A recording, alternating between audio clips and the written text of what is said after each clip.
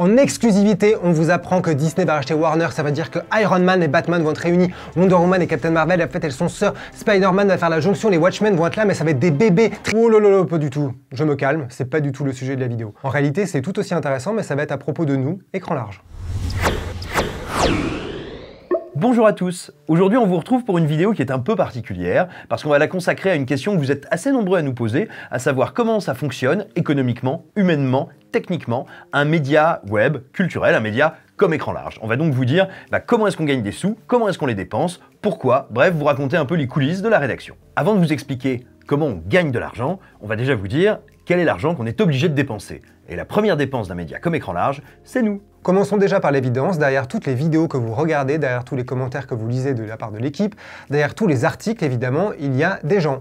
On était formés pour en arriver là, c'est notre job, certes c'est notre passion, on adore écrire sur le cinéma, mais c'est notre job, on est payé pour ça. Ça a l'air évident de rappeler que derrière écran large, il y a une équipe qui travaille, mais pourtant ça n'est pas tant que ça, parce qu'il y a une tendance assez lourde dans le métier, qui a tendance tout simplement à de plus en plus avoir recours à de l'intelligence artificielle pour générer des petites brèves à partir de données brutes. L'exemple typique par exemple, c'est là où un journaliste sportif va être remplacé uniquement par quelqu'un qui va rentrer des résultats de matchs ou de rencontres sportives, lesquels vont être transformés, on va dire, en petites brèves de base, par une IA. Mais on voit aussi des entreprises qui servent de sous-traitants à des rédactions et qui vont décliner à l'infini pour plusieurs clients une même info, un même angle, un même article et qui du coup forcément appauvrissent énormément la manière d'appréhender l'information. Nous, on n'a pas du tout cette conception-là. De la même manière que vous, quand vous regardez sur le menu de votre restaurant, si c'est fait maison, on pense qu'on ne peut pas vous proposer quelque chose qu'on n'ait pas écrit nous-mêmes. Donc, on veut défendre notre point de vue, un point de vue qui est relativement artisanal, mais qui en tout cas est le nôtre. C'est pour ça que notre équipe elle est précieuse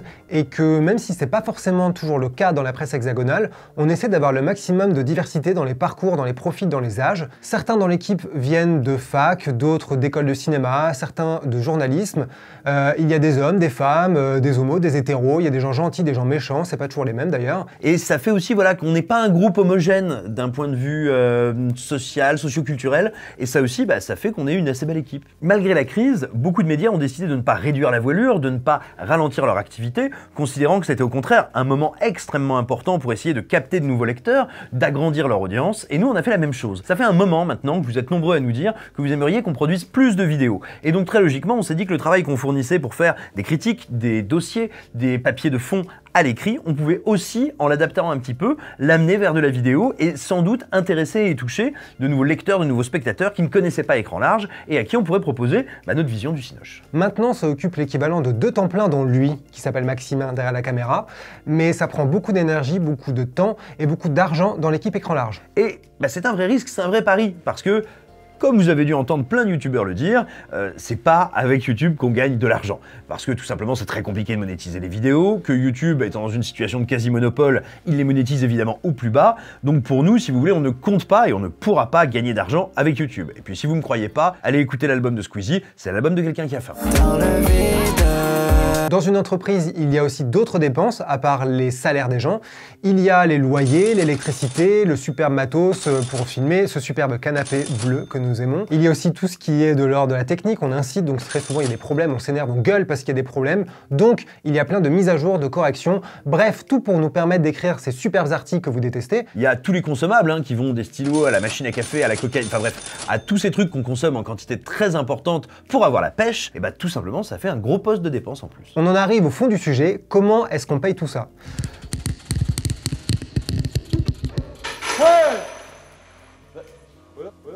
C'est tout.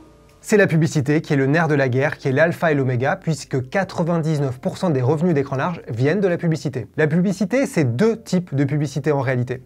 La première, c'est les partenariats. Quand on est partenaire d'un film, ça veut dire qu'au préalable, on l'a vu en avant-première, ou on l'a lu en avant-première si c'est un livre, et on l'a aimé. Toutes les semaines, on a une réunion qui est la conférence de rédaction dans laquelle on fait le point sur les jours qui viennent de s'écouler et toutes les prévisions, tout ce qu'il y a à lancer comme organisation pour les semaines à venir.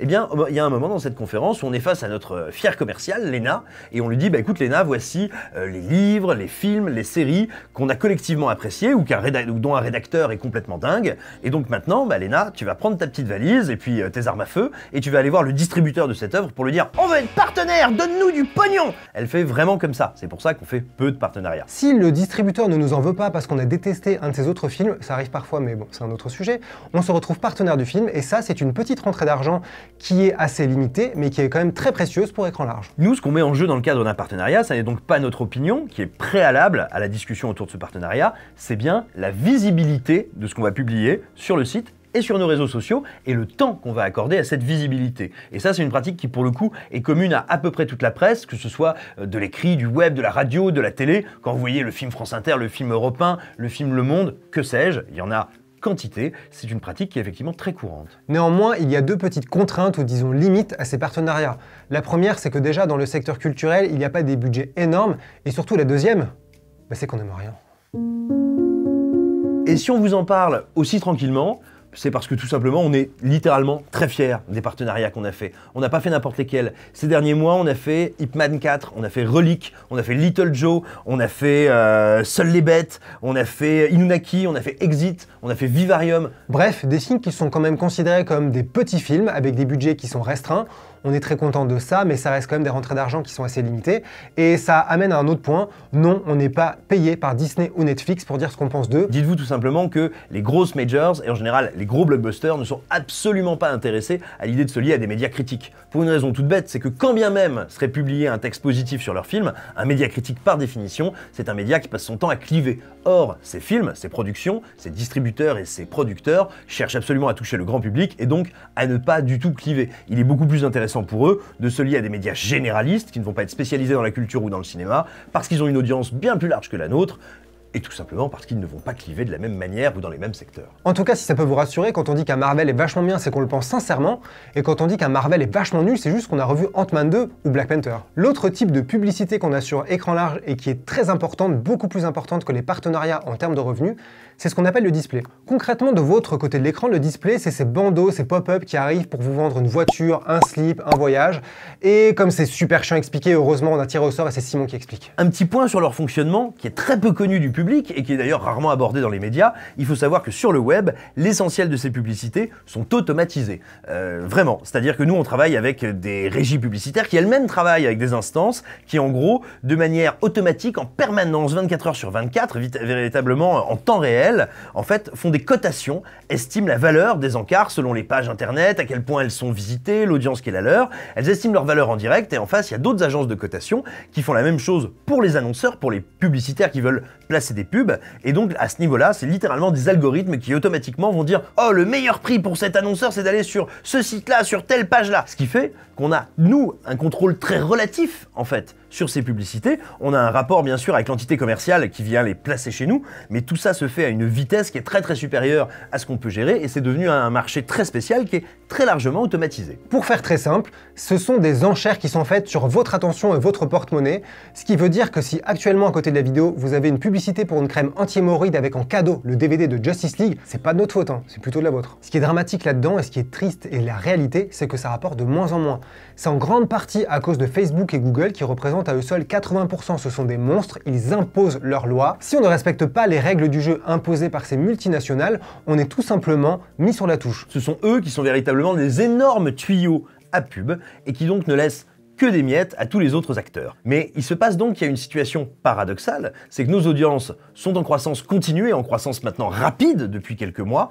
Néanmoins, malgré une croissance rapide, nos revenus diminuent. Donc si on veut survivre et être viable, c'est beaucoup plus sain et logique pour nous d'être dépendant de vous, les lecteurs, de ceux qui aiment ce qu'on fait, plutôt que de mastodontes dans la Silicon Valley qui imposent leurs lois à la dure. C'est pour ça qu'on en arrive à cette vidéo et cet appel au soutien. Aujourd'hui, si vous ne voulez ou ne pouvez pas vous abonner à Écran Large, vous aurez quand même accès à plein d'articles, plein de critiques. L'écrasante majorité de ce qu'on fait, de ce qu'on produit, est encore accessible à tous ceux qui ne sont pas abonnés. En revanche, les abonnés à Écran Large ont évidemment droit à quelques petits bonus, principalement 3 articles spéciaux qui sont publiés chaque semaine et qui sont d'ailleurs financés par les abonnements. Et du coup, il faut peut-être qu'on arrête de parler d'abonnement, c'est pas cohérent de dire ça, parce qu'effectivement, un abonnement, normalement, t'as tout un contenu pour toi, et c'est pas ce qu'on veut fournir. Non, effectivement, ce qu'on vous propose, c'est un soutien. Vous êtes actuellement environ 150 à être abonné à Écran Large, c'est super, on est vraiment content, on voit qui vous êtes, on vous voit dans les commentaires notamment, on est très heureux, et vraiment, le merci de toute l'équipe est sincère. On pourrait pas faire autant de trucs sans tous ceux qui nous donnent 2, 3, 4, 5 balles, des milliers d'euros parfois. Non, ça n'arrive pas. Bref, sans vous, on ne pourrait pas travailler comme on travaille et on travaillerait sûrement pas avec la même motivation. Donc encore une fois, merci. Sauf que là, on arrive à un moment où on a envie de passer un cap, on a besoin de passer un cap. Aujourd'hui, on est trop dépendant de Facebook et Google, et comme on vous le disait, si on fait autant attention à eux, ce n'est pas par gaieté de cœur, c'est une obligation, sinon on ne serait plus là aujourd'hui. Ce qu'on veut, nous, c'est un peu renverser la vapeur, être plus dépendant des lecteurs que de ces géants du web. Plus vous serez nombreux, plus notre espérance de vie sera longue, mais surtout, plus on sera en mesure d'être très respectueux de vos attentes, d'être très près de ce dont vous avez envie, d'être très réactif à ce que vous nous dites. Plus on sera en mesure de varier les sujets, de varier les thèmes, de varier les angles, de varier aussi les œuvres dont on parle, et puis tout simplement de se dire tiens, on lance un nouveau format vidéo, tiens, on lance telle interview, tiens, on veut aller plus à fond, non, ce papier, je vais pas le bosser en 2 jours, je vais le bosser en 3. Bref, de faire un travail de qualité, on se démène déjà pour le faire, mais on pense qu'il y a beaucoup de marge de progression, qu'on peut vraiment vous proposer des trucs encore bien meilleurs, on ne pourra le faire qu'avec vous. Nous, tout ce qu'on veut, c'est avoir un média qui parle de plus de choses, avec plus de gens dans l'équipe, plus de gens différents, plus de sujets variés, qu'on fasse plus de vidéos, on a plein d'envies, plein d'idées, plein d'ambitions, mais on est limité par beaucoup de choses. Ce qu'on veut, c'est que ce média vous plaise plus. Ce qu'on vous demande là, c'est pas de nous enrichir, c'est d'enrichir Écran Large, et c'est 2 choses très différentes. On veut que le site évolue, qu'il grandisse. Bref, plus vous serez avec nous, et meilleur on sera pour vous. Et déjà, à tous ceux qui nous aident en ce moment, un grand merci, et les autres, allez bien aux mamans. Le soutien qui nous aidera le plus concrètement, c'est l'abonnement, et c'est pour ça d'abord qu'on a décidé de faire cette vidéo. Mais il n'y a pas que ça. Pour tous ceux qui ne peuvent ou ne veulent pas s'abonner, continuez à nous suivre, continuez à commenter, continuez à partager, bref, continuez à être là. On le dira jamais assez, votre présence elle est inestimable, et ouais, je sais, ça peut sembler ridicule et sorti d'un mauvais Disney pour Noël, mais vraiment, c'est la vérité. Voilà cette vidéo qui avait pour but de vous expliquer comment fonctionne, vit la rédaction d'Écran Large se termine. On espère qu'elle vous aura intéressé, qu'elle vous aura donné envie de vous abonner, de nous donner des sous, ou même de nous faire des suggestions. On est très curieux de savoir ce que vous avez à nous dire sur tous ces sujets.